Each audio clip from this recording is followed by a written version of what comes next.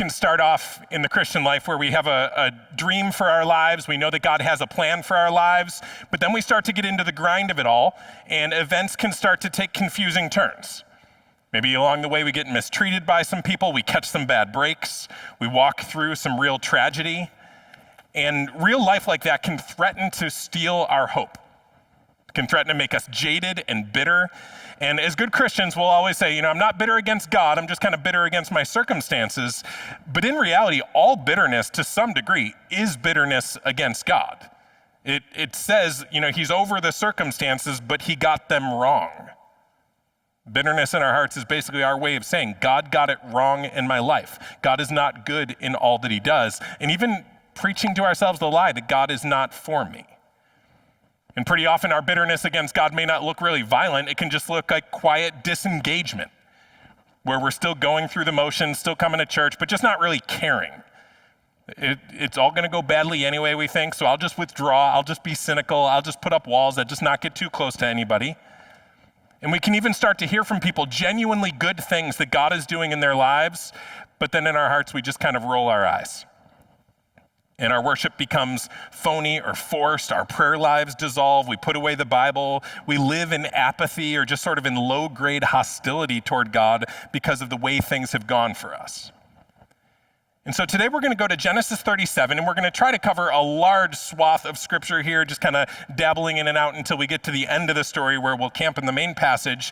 And we're going to tell the story of Joseph, who was a guy who had it bad until he was 30 years old. He grew up by all measurements in a terrible family. He caught every bad break that you could ever imagine catching. He was unjustly accused. He was attacked at every turn. And he spent what would have been the best years of his life either in jail or in slavery. He had his reputation ruined. He made no progress during those years. He was stuck. He was going nowhere. And none of that was because of decisions he made. It was all because of what others had done to him. But still at the end of the story, we won't see a bitter person. We're going to see in Joseph someone who stayed close to his God, and rather than become a bitter drag on everybody around him, he literally blessed the entire world. And so again, we won't be able to go through every passage that says anything about Joseph. We'll try to hit the high peaks as we go, but we'll start in Genesis 37, verse 3. The story to this point is there's a man named Jacob, who's now called Israel, who's decided that he's going to single out his son Joseph for extra attention and love and make Joseph his favorite. And so you think, well, that sounds like that'll go well. But it doesn't. And so Genesis 37, verse 3, it says, "Now Israel loved Joseph more than any of his other sons, because he was the son of his old age. And he made him a robe of many colors. But when his brothers saw that their father loved him more than all his brothers, they hated him and could not speak peacefully to him." Okay, so Israel plays favorites with his son Joseph, and as a result, Joseph's brothers hate him. So again, he's hated, but it's not his fault. It was maybe a little bit his dad's fault for playing favorites. It was definitely his brother's fault for responding with jealousy rather than joy when their brother seemed like he was being blessed more than them. But it definitely wasn't Joseph's fault that he was hated at the beginning of this story. Verse 5, it says, "Now Joseph had a dream, and when he told it to his brothers, they hated him even more. He said to them, 'Hear this dream that I have dreamed. Behold, we were binding sheaves in the field, and behold, my sheaf arose and stood upright, and behold, your sheaves gathered around it and bowed down to my sheaf.' His brothers said to him, 'Are you indeed to reign over us?'" Obviously not a hard dream to interpret. They're like, "Oh, is that the story? That you're going to reign over us? Are you indeed to rule over us?" So they hated him even more for his dreams and for his words. So Joseph has this dream, and all he does is tell his brothers about it. And you could maybe read some bad motives into that maybe he's trying to rub it in a little bit, but I don't think this is any different than you read something in the Bible and you're just going and telling someone about it. This is how God revealed himself to Joseph. And just like us, his brothers had this idea that God must bless all of his people in exactly equal measure to be a good and fair God. We tend to think this way too. We tend to see someone who seems like they're uncommonly blessed, and we feel like something is unfair that's gone on here. We start to get jealous. We sometimes will unite against that person because they are so blessed. We become bitter against them and we feel like our circumstances are unfair. It's just the story of Cain and Abel that gets played out again and again throughout Scripture and throughout our lives, where Cain gets jealous at Abel's being blessed by God and murders his brother. So one day after having this dream, Joseph is coming to where his brothers are out in the field. His brothers see him coming and they make a quick game plan and they say, all right, this is what we're gonna do. We're gonna kill him and we'll tell dad that a wild animal ate him. But Reuben, one of the brothers, who is the best friend Joseph has at this point, says, no, let's throw him in a pit. Because his plan is that later he'll go back and rescue him out of that pit when everybody's kind of like calmed down and regretted what they've done. And so Genesis 37, verse 23, it says, when Joseph came to his brothers, they stripped him of his robe, the robe of many colors that he wore. And they took him and threw him into a pit. The pit was empty, there was no water in it. Then they sat down to eat. So these are some cold and calloused guys. They don't care about their brother at all. They don't care about their dad at all. So they take their brother, throw him in a hole in the ground, and then afterwards they say, all right, we're done with that, let's go get some burgers. And they sit down to have this feast where they celebrate. And then at dinner, one of the brothers expresses some regret. He says, I kind of feel guilty about this because we didn't properly capitalize on Joseph. We didn't make enough money off this deal. I mean, he's out there in a pit. I feel like we didn't do the right thing here. We should have done something that would have at least made us some more money. And so verse 26, it says, then Judah said to his brothers, what profit is it if we kill our brother and conceal his blood? Come, let us sell him to the Ishmaelites and let not our hand be upon him, for he is our brother, our own flesh. Like, let's be nice to him and just sell him into slavery, because after all, he is our brother. And his brothers listened to him. Then Midianite traders passed by, and they drew Joseph up and lifted him out of the pit and sold him to the Ishmaelites for 20 shekels of silver. They took Joseph to Egypt. So again, Joseph has done nothing wrong. He tells his brothers the dream that God had gave him, and even if his motives were bad, even if he was rubbing it in, he's definitely suffering far more than he deserves. And the narrative never calls that out at all. It never says that there was sin in Joseph in this. It seems like the point is that so far at least, he is suffering as a righteous man. He does not deserve this. From everything we read in the biblical account, Joseph was always faithful to God, even in his suffering. So he's an innocent man, and he's suffering in large proportion compared to any sin that's in his life. And it's wrong. It's unjust, it's cruel. He did nothing to deserve this. And it all came at the hands of those who were closest to him. His own brothers don't love him. They just want to extract maximum profit out of him. We read the story up to this point and we say, all right, who should I follow? Obviously, we want to strive to follow Joseph in this story, the one who's faithful and does nothing wrong, not the brothers who are conniving. But we shouldn't read these stories assuming that by default, I'm just like Joseph and nothing like these brothers. In fact, we are a lot like the brothers in this story. We can be like these brothers, especially in relationship to our relationship with Jesus. Notice how they want to get rid of Joseph, but killing him isn't as profitable as keeping him alive. So they kind of come up with a way to get rid of him without killing him, where they can still reap a profit from him, but not have to have him around to be their Lord that they're supposed to bow down to. And we can get that exact same way with Jesus, where he comes into our lives, brings all of his benefits, and then he calls us to bow down. And we like the benefits, but we don't like the Lord. So we try to keep the benefits. We try to keep the profits of following Jesus without submitting to his lordship. So we stay in church, we keep the kids in the classes, we stay around the social circles, we get connected to the web of friends, but there's no bowing down to Jesus. We like the profits that he brings, but we don't like him. And this can be one of the most damaging forms of walking away from the faith, because it looks very clean and it looks very Christian. But we've effectively gotten rid of Jesus without getting rid of all of his accoutrements. So we keep the stuff that profits us, but there's no bowing and submission to his leadership. So we can be just like them. And so now the brothers go out and they pile up their cruelty. They dip the robe into some blood and they bring it to their dad and lie to him. They lie to him. They said, this is what we found. Looks like an animal ate him. And the dad breaks down and he starts weeping and mourning and even makes a pledge that he will never be happy again. He's going to weep and mourn until he dies. And they stand there and watch him make this pledge. And then probably went out for more burgers afterwards. Like really cold people. But in their mind, dad weeping for the rest of his life is a small price to pay for getting rid of the real problem, which is Joseph. So Joseph is now taken to Egypt. He's sold to Potiphar, which is a title that means he was a higher up in Pharaoh's administration. And Joseph, even though this whole thing is unjust, continues to be faithful to God even in his suffering. This was not Joseph's plan for his life. This is not what he expected when he had that dream of his sheaf being the one that all the other sheaves bowed down to. I mean, he is a slave. He's been sold away into a strange land, a strange nation. But even still, he serves his new master. And God blesses him. He rises to the top. He becomes the guy that runs the whole household. He's well respected and trusted so that the master basically entrusts everything that he has to his care. And so things are now looking better for Joseph until Potiphar's wife notices him.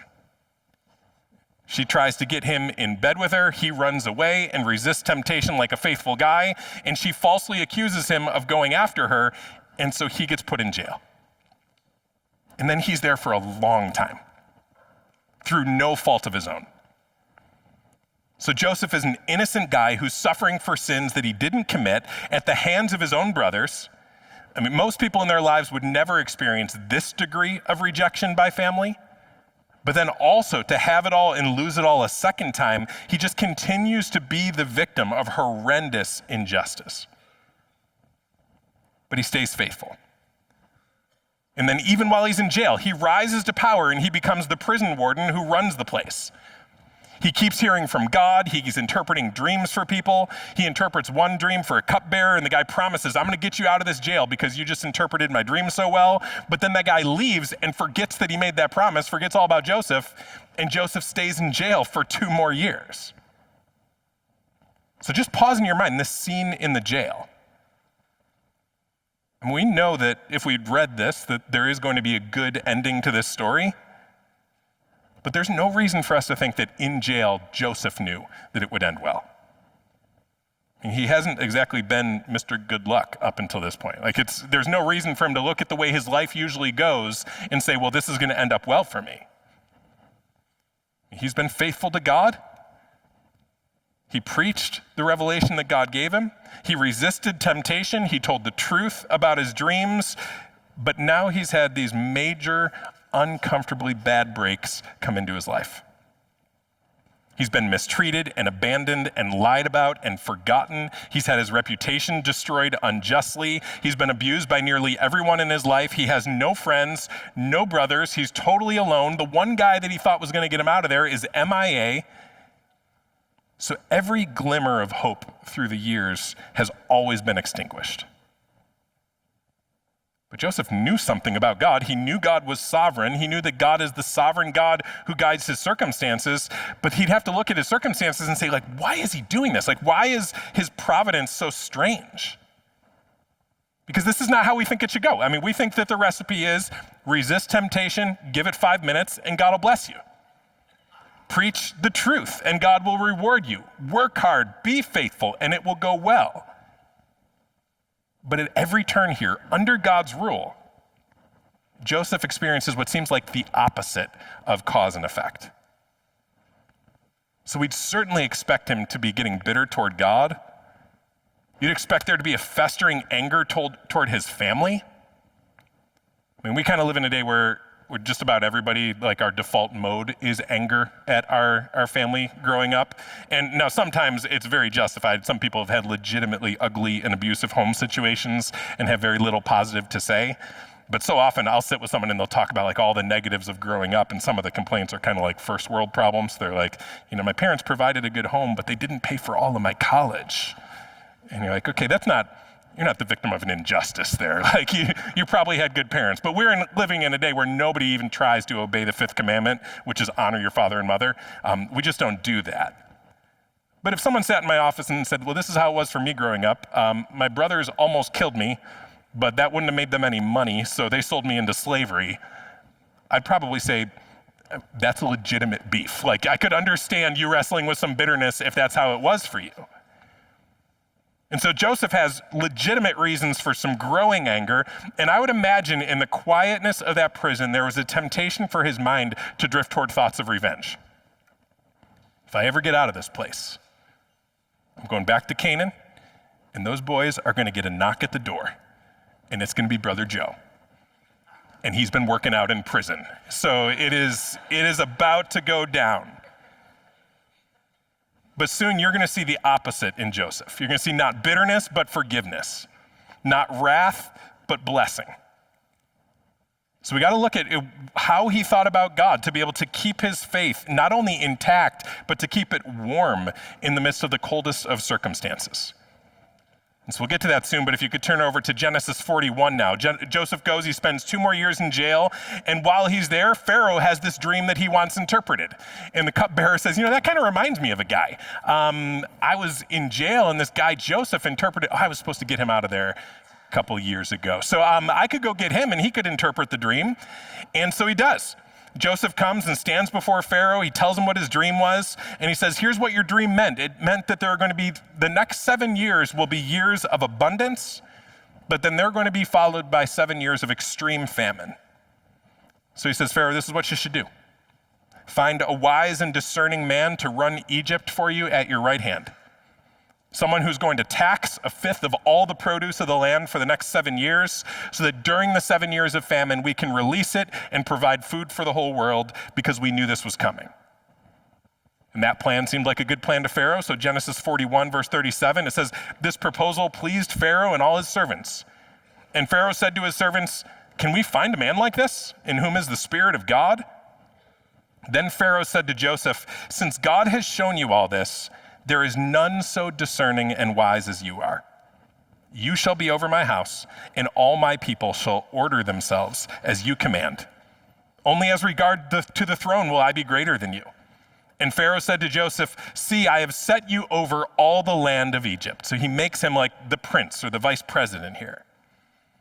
Then Pharaoh took his signet ring from his hand and put it on Joseph's hand, and clothed him in garments of fine linen and put a gold chain about his neck. And he made him ride in his second chariot. And they called out before him, bow the knee. Thus he set him over all the land of Egypt.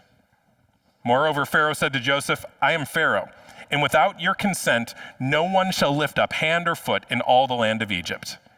And Pharaoh called Joseph's name Zaphnath-Paneah, and he gave him in marriage Asenath, the daughter of Potiphera, priest of On.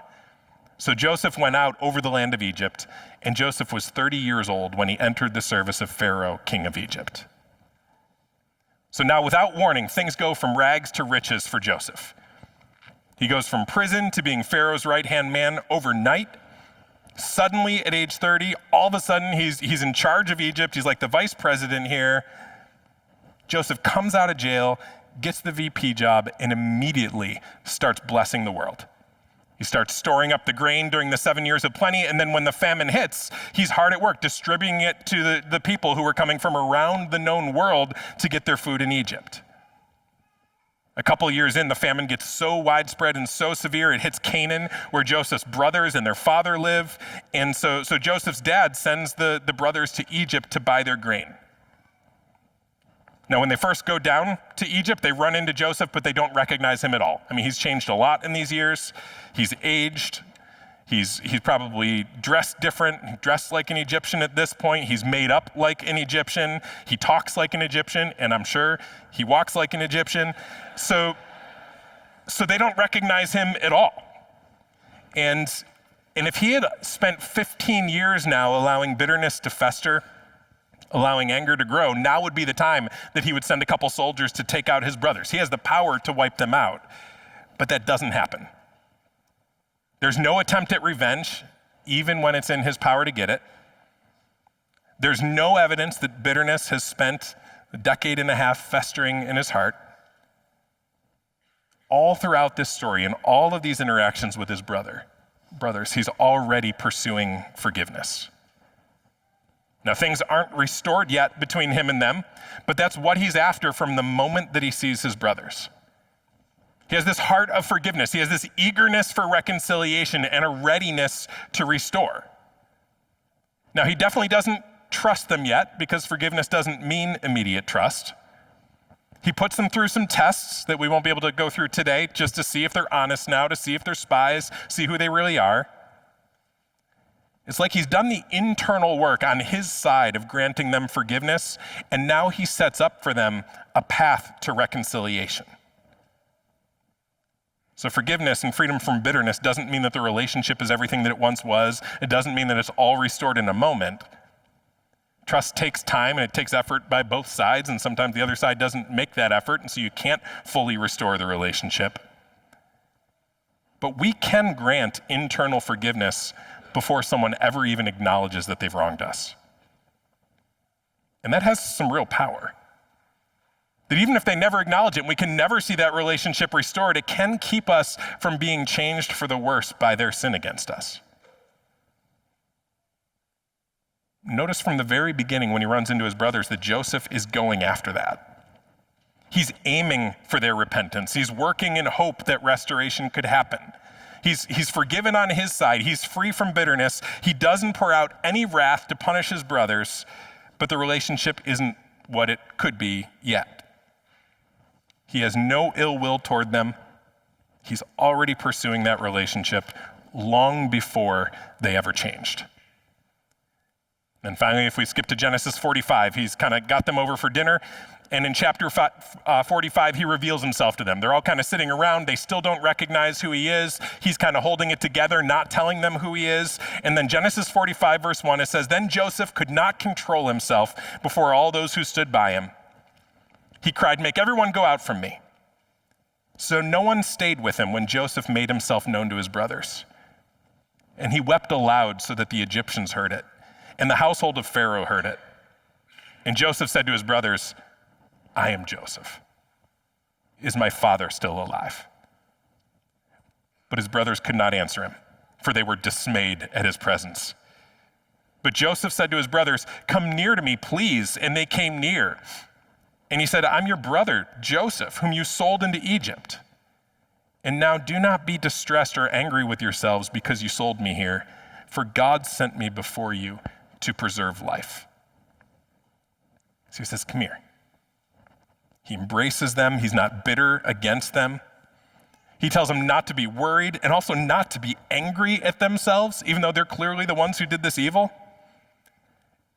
And then he says some things about the way that he thinks about God that I think are important for us, because these things will change the way that we think about God so that we can endure for the long haul without becoming bitter Christians over the years.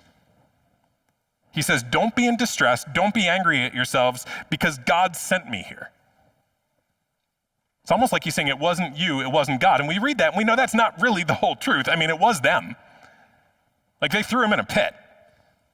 They sold him into slavery. I don't think I would say, "Don't be mad at yourselves." I think I would say, you should be pretty mad at yourselves. Like, have a good hard look in the mirror. You just did this to your brother. I didn't do anything wrong to you. Maybe you need to do some self-reflection when you're selling your brother into slavery and just thinking that he's dead and not thinking about him anymore for 15 years. But he doesn't say that. He says, overall, God's hand was over this. God put me here. And in case you think it was just sort of like a one-line off-the-cuff comment that he didn't really mean, a couple more times he says the same thing. Genesis 45, verse 6, he says, "For the famine has been in the land these 2 years, and there are yet 5 years in which there will be neither plowing nor harvest. And God sent me before you to preserve for you a remnant on earth and to keep alive for you many survivors." And God had made a promise to their ancestor Abraham that one day his descendants would be as numerous as the sand on the seashore, as numerous as the stars in the sky. That was a solid promise from God, but here's this famine that could wipe out these Israelites. They might not exist at all. But Joseph looks at these circumstances and he says, God sent me here to fulfill that promise. He was clinging to that promise of God all along. And so verse 8, he says, "So it was not you who sent me here, but God. He's made me a father to Pharaoh and lord of all his house and ruler over all the land of Egypt." So he had this sense that God's hand was at work even in his suffering. He had a sense that even evil that would be orchestrated against him would be orchestrated on some level by God for his good. Now we have to be careful. Scripture says that God is not the author of evil. He doesn't sin himself.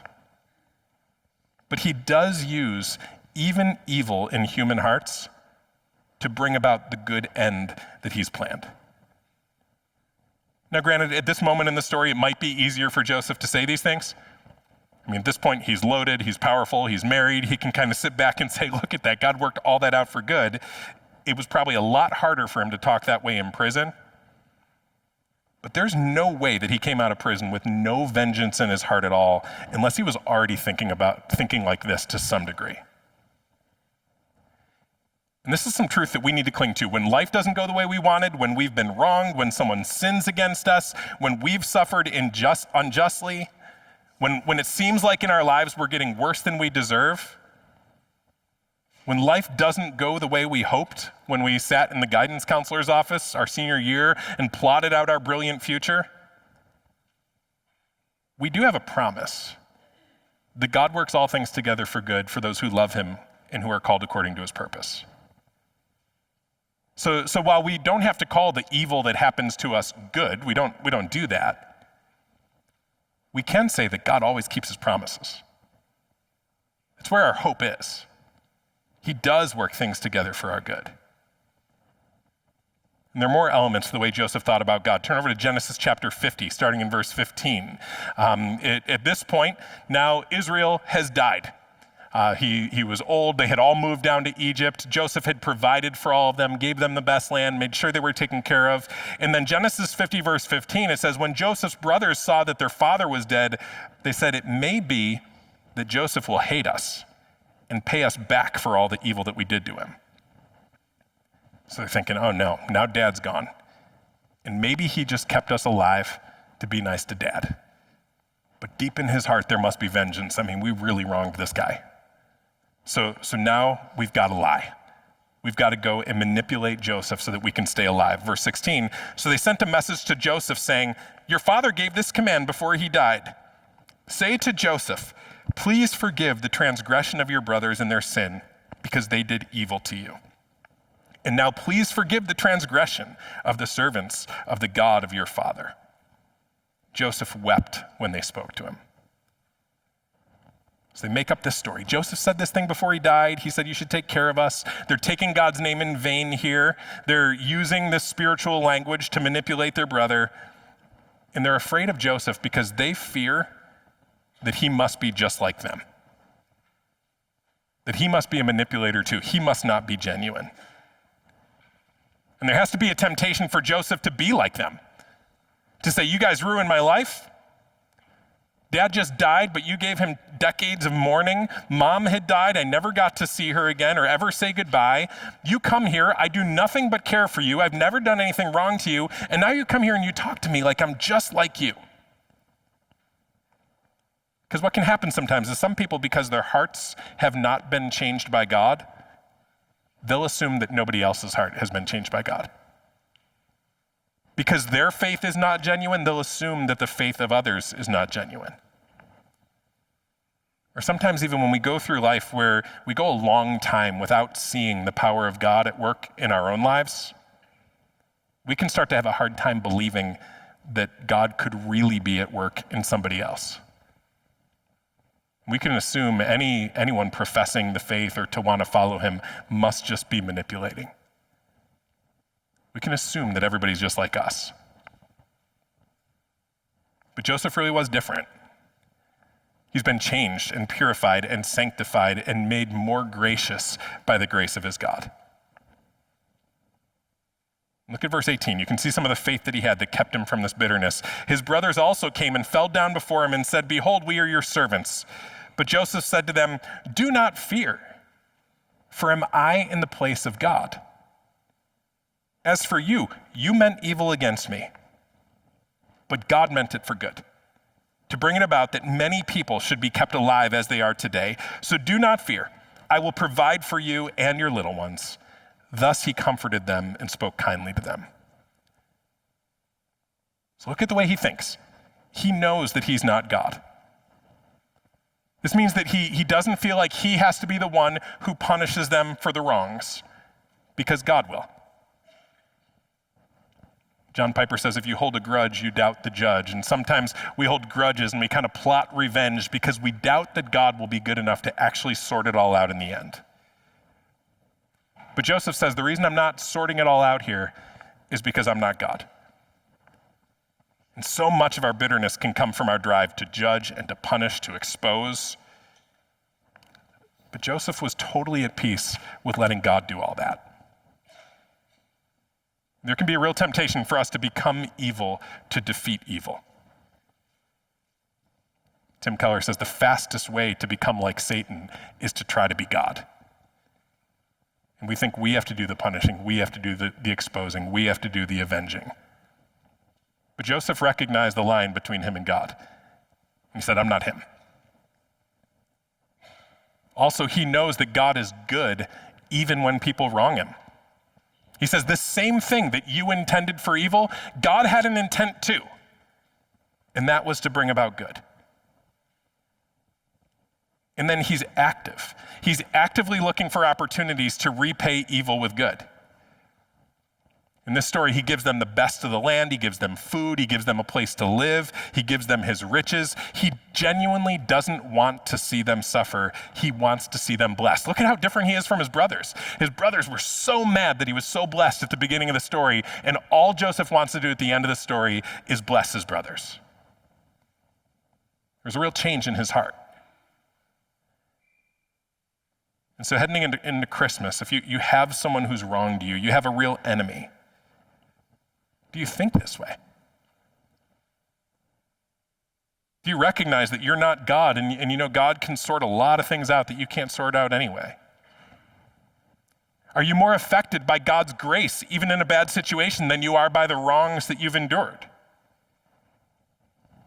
Do you actively look for opportunities to pay back evil with good? And do you remind yourself of God's hand in life circumstances that in the end, he will work things out for good? Because all of those are part of the ingredients of growing into someone who's increasingly warm and less bitter over the years. And you might say, yeah, I've tried, but how do you make that kind of forgiveness come from the heart? It's like I can't work it up. I can't make that happen. And that's where we need to look to the bigger point of this story. If you keep reading through the end of Genesis and into the beginning of Exodus, the story of Joseph really ends with some disappointment because Joseph dies. And after he's gone, he can't provide for or protect his family any longer.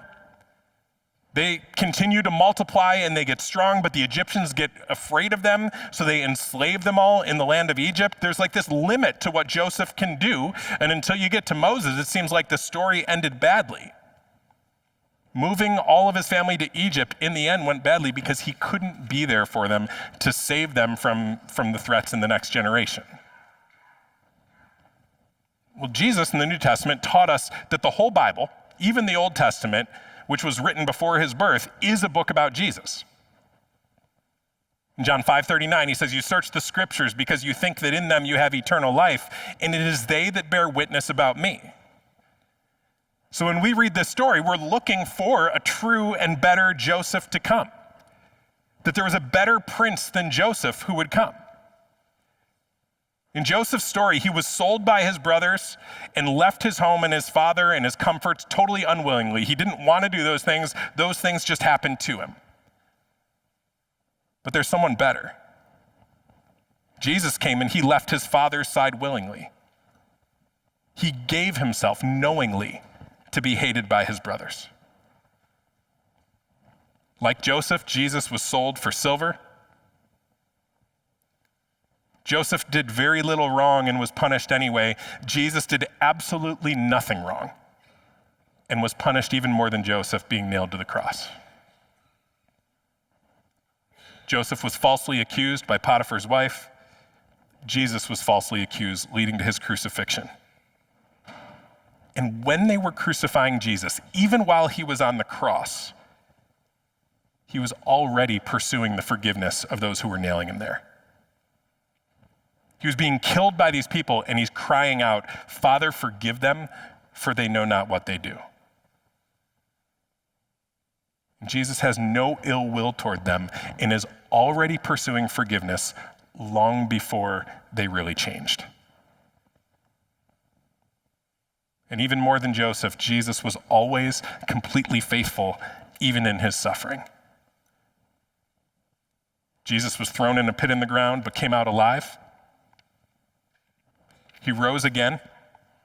Joseph, through his faithful service, rose to the top, ascended to power at the right hand of Pharaoh. Jesus rose again from the grave and now ascended and is seated at the right hand of the throne of God. And God used all the evil that was done against Jesus to save the world. Jesus is the true and better Joseph, who never dies, whose grace doesn't have a limit, who will always provide for us, even though we're shady and disgraceful, just like Joseph's brothers. And the more that we can read this story and see that we're not too much like Joseph and we're a whole lot more like his brothers, then the more our hearts will be softened toward other people who are like his brothers in our lives. Scripture says, "He who has been forgiven much loves much." And the more that we can look to the gospel and see that we're just like these brothers and Jesus went out of his way to come and pursue us and forgive us, then the more we become gracious people who will go out of our way to pursue those who've wronged us, to try to forgive them and to work toward restoration. And honestly, we need this. If we're going to persevere and we're going to have lives of hope and lives of faithfulness through thick and thin, without deconstructing, without cutting and running, without selling out or just totally checking out, it's only going to be because we become increasingly warm by increasingly looking to the gospel of Christ. By seeing ourselves as the ones who need to be forgiven much and were forgiven much. And since we've received so much grace, so much love, so much forgiveness, we almost can't help but overflow that to people who've wronged us. One of the ways that we as Christians keep our eyes on the forgiveness and mercy of Jesus is by observing the Lord's Supper together. And the Lord's Supper preaches the gospel that we believe. It preaches that he left his comforts and came to be torn and to die. It preaches that we have been provided for by Jesus. We have access to God through his blood. And so when we eat the bread, we're celebrating the fact that his body was torn for us. And when we drink the cup, we're celebrating the fact that his blood was spilled for us so that we could be forgiven and we could have access to God. And so if you've come to faith in Jesus and you've confessed your known sins, then we would encourage you with joy to take this Lord's Supper with us, because this isn't a way of preaching that I'm really good like Joseph. It's saying I was really bad like Joseph's brothers, but a true and better Joseph came and provided everything I needed despite my sin.